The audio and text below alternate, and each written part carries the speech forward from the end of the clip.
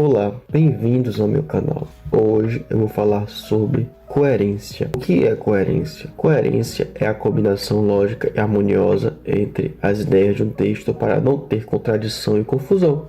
Exemplo: gosto do inverno porque ele é quente. Aqui nós temos um texto incoerente. Aqui ele está explicando que ele gosta do inverno porque é quente. Faz sentido? Não, não faz sentido, porque o inverno é frio, o inverno não é quente. A ideia de gostar do inverno não combina com a ideia de ser quente, porque o inverno é frio, o inverno não é quente. Então, neste exemplo, as ideias não combinam. Como é que ficaria esse texto se ele fosse coerente? Ficaria da seguinte forma: gosto do inverno porque ele é frio. Agora nós temos um texto coerente. Faz sentido ele gostar do inverno porque o inverno é frio. A ideia de gostar do inverno combina com a ideia de ser frio, porque o inverno, ele é frio. O inverno não é quente, o inverno é frio. Então faz sentido que o motivo dele gostar do inverno seja por ele ser frio. Então nós temos o texto coerente aqui, porque as ideias combinam uma com a outra.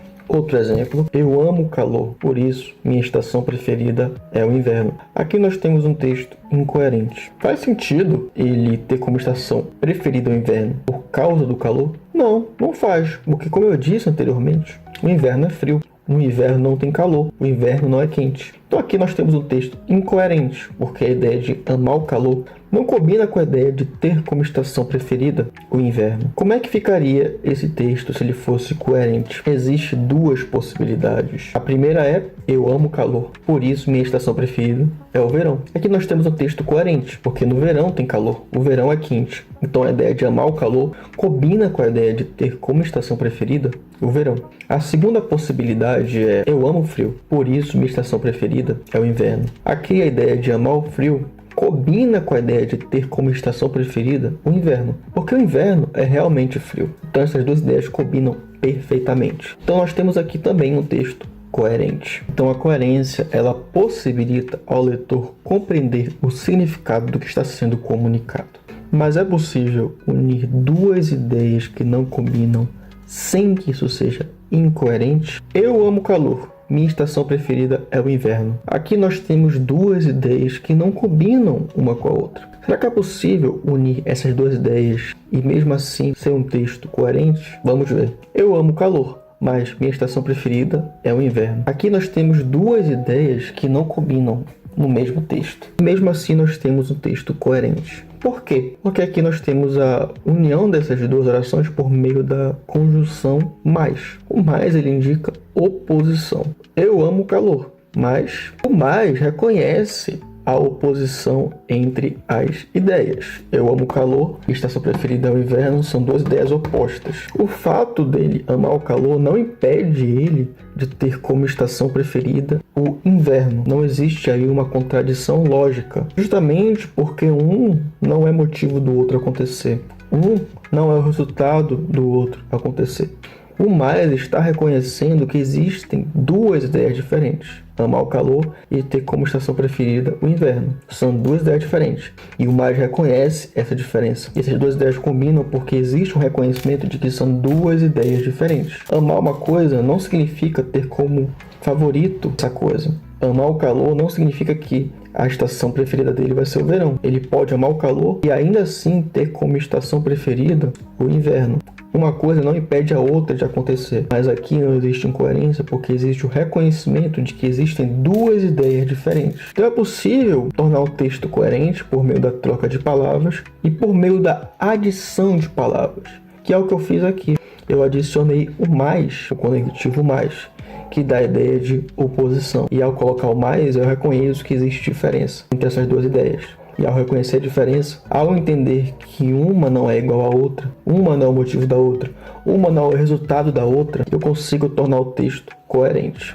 Resumindo, um texto com coerência não é contraditório, enquanto o texto com incoerência é contraditório. Um texto com coerência, ele faz sentido. Um texto com incoerência não faz sentido. Um texto com coerência não é confuso, enquanto o texto com incoerência é confuso. Um texto com coerência, as ideias combinam entre si, enquanto o texto com incoerência, as ideias não combinam entre si. E o estudo da coerência é dividido em três partes: fatores, princípios e tipos de coerência. E os fatores de coerência são os elementos que fazem um texto ter coerência. Existem dois fatores principais de coerência: coerência interna e coerência externa. A coerência interna é a ausência de contradição dentro do texto. Exemplo: sou ateu, graças a Deus. Aqui nós temos um texto que falta coerência interna, porque o fato dele ser ateu contradiz a atitude dele de agradecer a Deus, porque se ele é ateu, ele não acredita em Deus. E se ele não acredita em Deus, não faz sentido ele agradecer a algo que ele não acredita. Então nós temos um texto que falta coerência interna, porque as duas ideias entram em contradição. As duas ideias não combinam. Ser ateu não combina com a ideia de agradecer a Deus. São duas ideias contraditórias. Como é que ficaria esse texto se ele tivesse coerência interna? Ficaria da seguinte forma: sou cristão, graças a Deus. Agora, o fato dele ser cristão corresponde com a atitude de agradecer a Deus, porque se ele é cristão, ele acredita em Deus, e se ele acredita em Deus, logo faz sentido ele agradecer a Deus, que é algo que condiz com a religião, com a fé dele. Então nós temos um texto com coerência interna, porque não tem contradição entre as ideias. Outro exemplo: Mariana estuda pouco todos os dias e espera tirar a maior nota da sala. Aqui a falta do esforço do estudo de Mariana contradiz a expectativa de uma nota alta. Não faz sentido ela se esforçar pouco e achar que ela vai ser recompensada com a nota mais alta da sala. Se ela se esforça pouco, a expectativa é uma nota baixa e não uma nota alta. Então nós temos aqui um texto que falta coerência interna. As ideias são contraditórias, não combinam. Como é que ficaria esse texto se ele tivesse coerência interna? Ficaria da seguinte forma: Mariana estuda pouco todos os dias e espera tirar nota baixa na prova. Aqui, o pouco esforço de Mariana corresponde à expectativa de uma nota baixa. Ela se esforça pouco, então faz sentido ela tirar uma nota baixa. Então nós temos um texto agora com coerência interna. Não existe uma contradição de ideias. A coerência externa é a ausência de contradição com a realidade.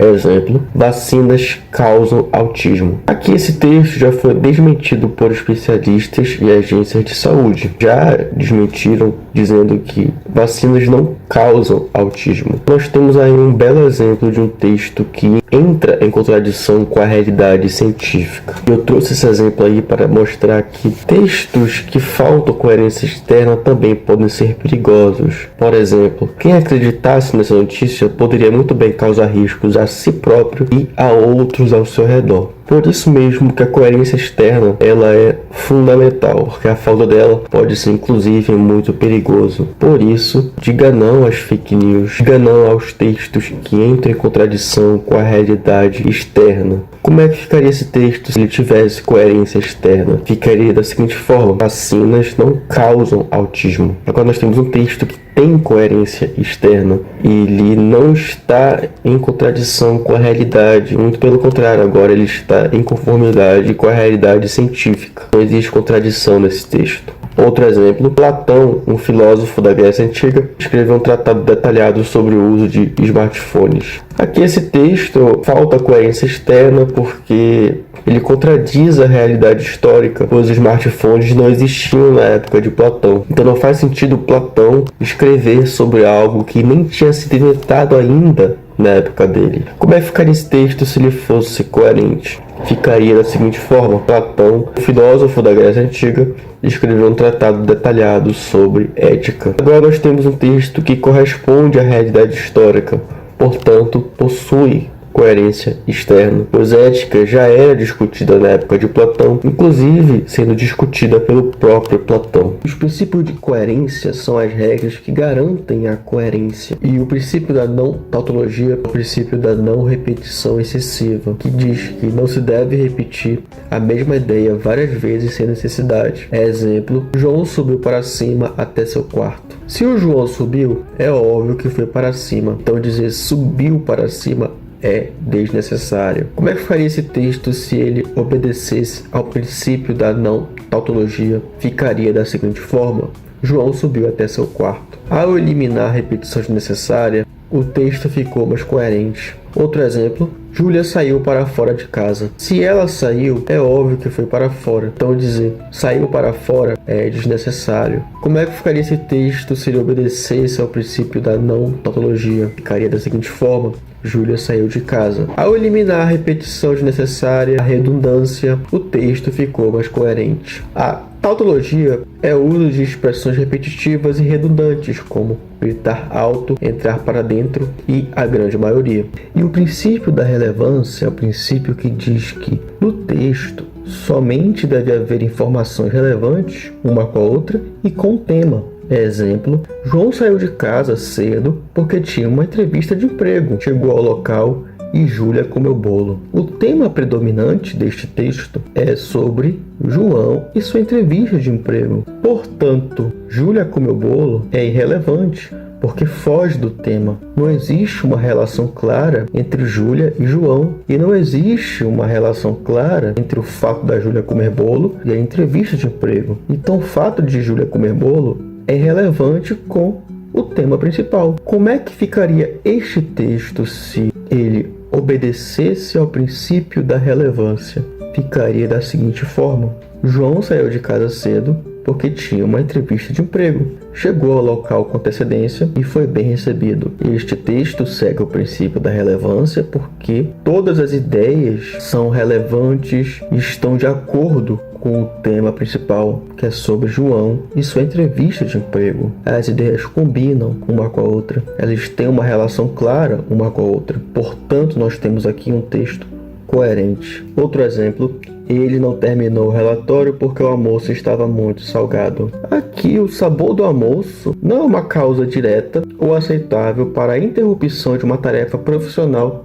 como um relatório. Não faz sentido ele não ter conseguido terminar o relatório por causa do sal do almoço, por causa do excesso de sal do almoço. Então, porque o almoço estava muito salgado, é um motivo irrelevante, porque não combina com o tema anterior. Como é que faria esse texto se ele obedecesse ao princípio da relevância? Ficaria da seguinte forma: ele não terminou o relatório solicitado porque o sistema caiu. Faz sentido, é um motivo relevante ele não ter terminado o relatório por conta da queda no sistema, uma vez que ele depende do sistema para realizar o relatório, mas ele não depende do sabor do almoço para realizar o relatório. Nós temos aí um texto que obedece ao princípio da relevância. E o princípio da não contradição é o princípio que diz que ideias lógicas não podem se contradizer. Exemplo: a sopa está quente e fria. Nós temos aí uma contradição lógica, porque se a sopa está quente, então ela não pode estar fria. E se a sopa está fria, ela não pode estar quente. É uma contradição lógica a sopa estar quente e fria ao mesmo tempo. Como ficaria este texto se ele obedecesse ao princípio da não contradição? Ficaria da seguinte forma: a sopa estava quente e depois ficou fria. Não temos aí uma contradição lógica, porque em um momento a sopa está quente e em outro momento a sopa está fria, mas ela não está quente e fria no mesmo momento. Portanto, não temos uma contradição lógica. Portanto, temos aí um texto coerente. Outro exemplo: ele estava com fome por causa do excesso de comida. Bom, nós temos aí uma contradição porque não faz sentido ele estar com fome por causa do excesso de comida. Até porque, se fosse excesso de comida o problema, então certamente ele não estaria com fome. Como ficaria este texto se ele obedecesse ao princípio da não contradição? Ficaria da seguinte forma: ele estava com fome por causa da falta de comida. Faz sentido que a causa da fome dele seja porque está faltando comida. Portanto, nós temos um texto sem contradição lógica. Então, é um texto coerente. E esse é o vídeo de hoje. Se você gostou deste vídeo, não é contraditório que você curta, se inscreva, compartilhe e comente. Meu nome é Jean Júnior e eu sou professor de português.